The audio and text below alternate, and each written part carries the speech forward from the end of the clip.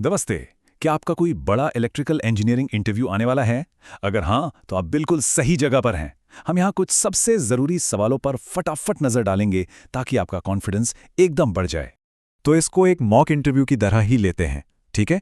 ये आपकी तैयारी को परखने और लास्ट मिनट पर थोड़ा ब्रशअप करने का एक बढ़िया मौका है। तो फिर शुरू किया जाए। तो हमारा ये इंटरव्यू सिमुलेशन 5 हिस्सों में बटा होगा। पहले फंडामेंटल से वार्म अप करेंगे, फिर कोर मशीनों को देखेंगे, पावर सिस्टम्स की बात करेंगे, कुछ असल दुनिया की प्रॉब्लम्स को सॉल्व करेंगे और फिर कुछ फाइनल सवालों के साथ खत्म करेंगे। ऑलराइट, तो शुरू करते हैं हमारे पहले सेक्शन से, फंडामेंटल वार्म अप। देखिए, ये वो बेसिक कॉन्सेप्ट्स हैं जिनके बारे में हर इंटरव्यूअर ये मानकर ही चलता है कि ये तो आपको पता ही होंगे, मतलब ये तो आने ही चाहिए। अक्सर इंटरव्यू की शुरुआत एक बहुत ही बेसिक सवाल से होती है जो आपकी नींव को चेक करता है। तो पहला सवाल, ओम का नियम क्या है? इसका जवाब एकदम सीधा है। ओम का नियम बस ये कहता है कि वोल्टेज, करंट और रेजिस्टेंस का प्रोडक्ट होता है, मतलब V = IR, बस इतना ही। और ये नियम समझिए कि हर इलेक्ट्रिकल सर्किट को एनालाइज करने की पहली सीढ़ी है। अच्छा, ओहम के नियम के बाद जो अगला लॉजिकल सवाल बनता है वो है किरचॉफ के नियमों पर। ये भी सर्किट एनालिसिस के लिए बहुत जरूरी हैं। तो क्या है ये नियम? तो किरचॉफ के 2 नियम हैं और ये दोनों ही सर्किट एनालिसिस की बुनियाद हैं। पहला है KCL यानी करंट लॉ। सीधी सी बात है, किसी भी जंक्शन पर जितना करंट अंदर आएगा उतना ही बाहर जाएगा, सिंपल। और दूसरा है KVL यानी वोल्टेज लॉ।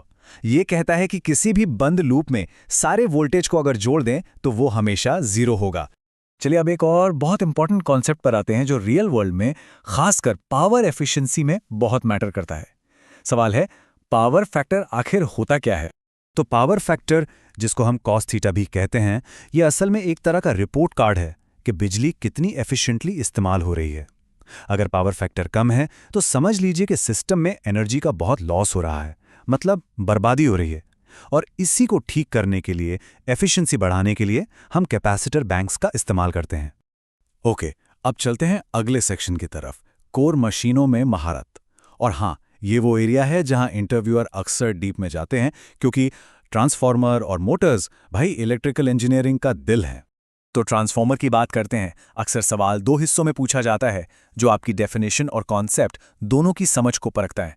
पहला, कि ये हैं क्या, और दूसरा कि ये सिर्फ एसी पर ही क्यों काम करते हैं। देखिए, ट्रांसफार्मर एक स्टैटिक डिवाइस है, मतलब इसमें कोई घूमने वाला पार्ट नहीं होता।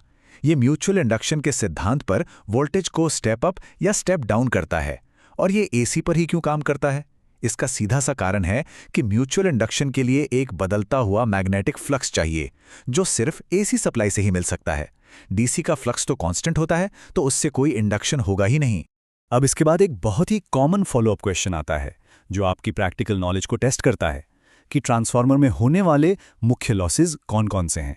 तो मेनली 2 तरह के लॉसेस होते हैं ट्रांसफार्मर में। पहला है कॉपर लॉस। ये वाइंडिंग में गर्मी की वजह से होता है, जिसे हम I² R लॉस भी कहते हैं। और दूसरा है कोर लॉस। ये कोर के बार बार मैग्नेटाइज और डीमैग्नेटाइज होने से होता है, और इसके अंदर आते हैं हिस्टेरिसिस और एडी करंट लॉसेस। तो चलिए अब छोटे छोटे कंपोनेंट से हटकर थोड़ा जूम आउट करते हैं और बिग पिक्चर देखते हैं। हमारा तीसरा सेक्शन है पावर सिस्टम, मतलब बिजली बनने से लेकर हमारे घरों तक कैसे पहुंचती है, उसकी पूरी कहानी। पावर सिस्टम्स के बारे में एक बहुत ही क्लासिक सवाल है कि जब बिजली को दूर दूर तक भेजना होता है तो ट्रांसमिशन वोल्टेज को इतना हाई क्यों रखते हैं? क्या वजह है इसके? इसका सिर्फ और सिर्फ एक ही बड़ा कारण है, पावर लॉस को कम से कम करना। देखिए, जब हम वोल्टेज को बहुत ज्यादा बढ़ा देते हैं तो सेम पावर भेजने के लिए करंट बहुत कम हो जाता है। और हमें पता है कि लाइनों में जो हीट लॉस यानी I² R लॉस होता है वो करंट के स्क्वायर के प्रोपोर्शनल है। तो सोचिए, करंट को थोड़ा भी कम करने से लॉस कितना ज्यादा घट जाता है। ऑलराइट, अब तक काफी थ्योरी हो गई। अब बात करते हैं प्रैक्टिकल एप्लीकेशन की। सेक्शन 4, जॉब पर आने वाली प्रॉब्लम्स को कैसे सॉल्व करें। यहां आपकी प्रॉब्लम सॉल्विंग स्किल्स का असली टेस्ट होगा। तो सोचिए, इंटरव्यूअर आपसे एक सिचुएशन देता है। एक मोटर है जो स्टार्ट नहीं हो रही। अब बताइए, सबसे पहले आप क्या-क्या चीजें चेक करेंगे? आपका अप्रोच क्या होगा? देखिए, ऐसी सिचुएशन में हमेशा स्टेप बाय स्टेप चलना चाहिए। सबसे पहला कदम, सप्लाई चेक करें। क्या मोटर तक पावर आ भी रही है। दूसरा, फ्यूज या एमसीबी चेक करें, कहीं कोई प्रोटेक्टिव डिवाइस तो ट्रिप नहीं हो गया। तीसरा, मोटर की वाइंडिंग पर एक नज़र डालें, कोई डैमेज तो नहीं दिख रहा। और चौथा, ये भी देखें कि मोटर कहीं फिजिकली जाम या ओवरलोड तो नहीं है। तो चलिए अब हम आ गए हैं अपने फाइनल सेक्शन पर। यहाँ हम कुछ और ज़रूरी कॉन्सेप्ट्स और कुछ पर्सनल कम्युनिकेशन वाले सवालों पर बात करेंगे। ये एक ऐसा सवाल है जो बहुत कॉमन है, पर बहुत लोग कंफ्यूज हो जाते हैं। न्यूट्रल और अर्थ में क्या फ़र्क है? देखिए, आसान भाषा में समझें तो न्यूट्रल वो रास्ता है जिससे करंट अपना सर्किट पूरा करके वापस लौटता है। ये नॉर्मल ऑपरेशन का हिस्सा है। वहीं अर्थ एक तरह का बॉडीगार्ड है। ये सेफ्टी के लिए है कि अगर कोई फॉल्ट हो जाए तो एक्स्ट्रा करंट को सेफली ज़मीन में भेज दे। और अब वो सवाल जो हर इंटरव्यू में पूछा जाता है, अपने बारे में बताइए। इसका जवाब एकदम कॉन्फिडेंट और टू द पॉइंट होना चाहिए। जैसे आप कह सकते हैं, मेरा नाम सुमन है और मैं इलेक्ट्रिकल इंजीनियरिंग में डिप्लोमा कर रहा हूं।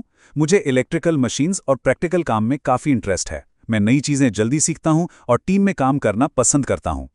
तो जो भी ज़रूरी थ्योरी थी वो हमने कवर कर ली है। अब बाकी सब आप पर है। एक बात याद रखिएगा, आपकी नॉलेज जितनी ज़रूरी है उतना ही ज़रूरी आपका कॉन्फिडेंस भी है। तो जाइए और उन्हें इम्प्रेस कर दीजिए। All the best.